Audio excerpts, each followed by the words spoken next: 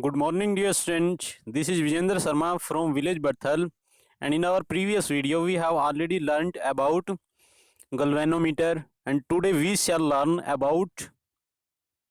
electromagnetic induction and Faraday's law of electromagnetic induction with the help of two experiments which is shown here. Okay, dear student.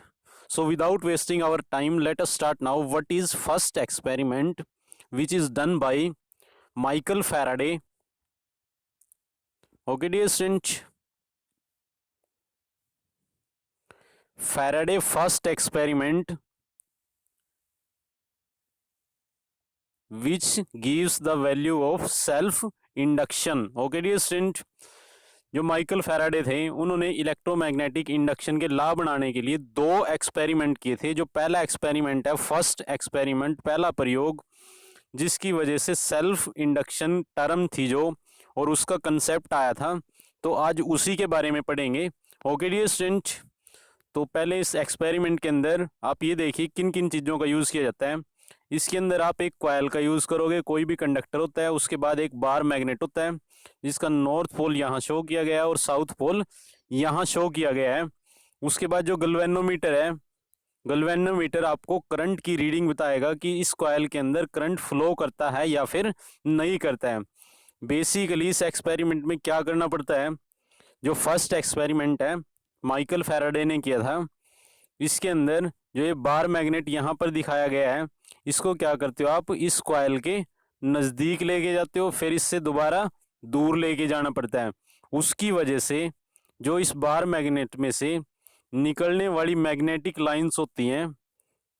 उनकी संख्या change होती है। जब आप इसके नज़दीक लेके जाते हो तो इस कॉइल के अंदर ज़्यादा मैग्नेटिक लाइंस एंटर करती हैं, लेकिन जब आप इसको पीछे हटा लेते हो तो उससे जो मैग्नेटिक लाइन है उनकी संख्या कम हो जाती है, और उसकी वजह से फ्लक्स इस कॉइल के अंदर चेंज होता है। फ्लक्स की वैल्यू चेंज होने की वजह से इस कॉइल के अंदर करंट इंड्यूस हो जाता है, और इसी को बोलते हैं self induction. Okay dear student,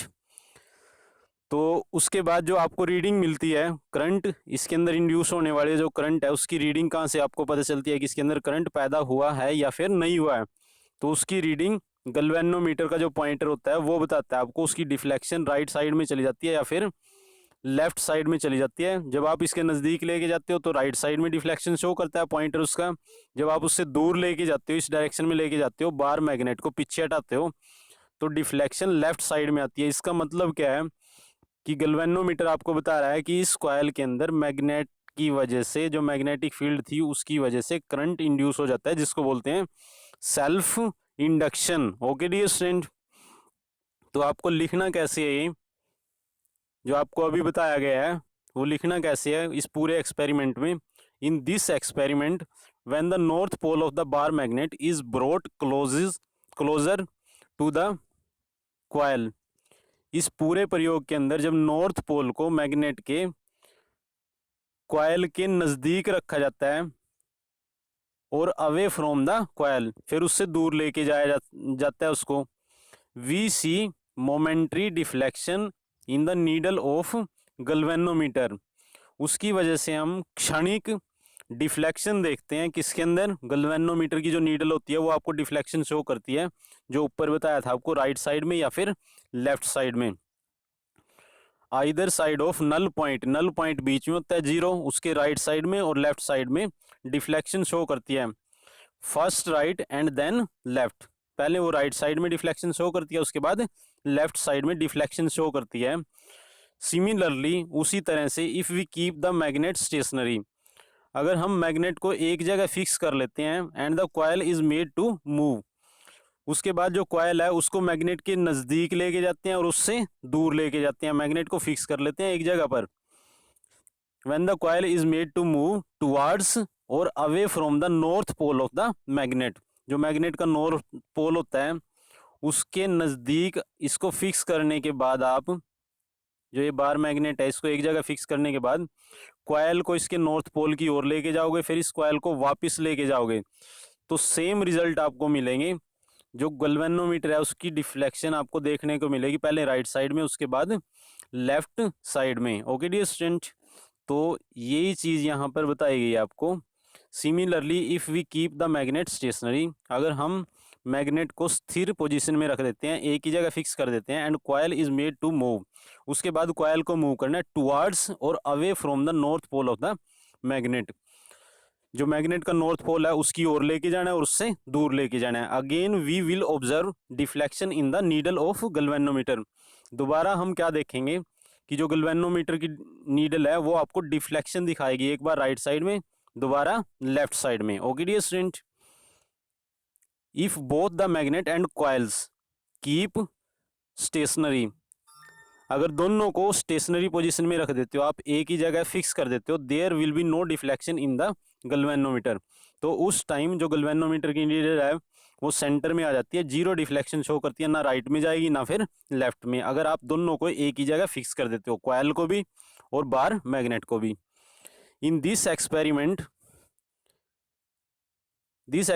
can also be done with the south pole of magnet, जो सेम एक्सपेरिमेंट अभी आपको बताया था वो साउथ पोल के साथ भी किया जा सकता है, नॉर्थ की बजाय आप साउथ पोल भी कॉइल के नज़दीक रख सकते हो, उसको नज़दीक लेके आओगे और उसको दूर लेके जाओगे, या फिर उस मैग्नेट को फिक्स करने के बाद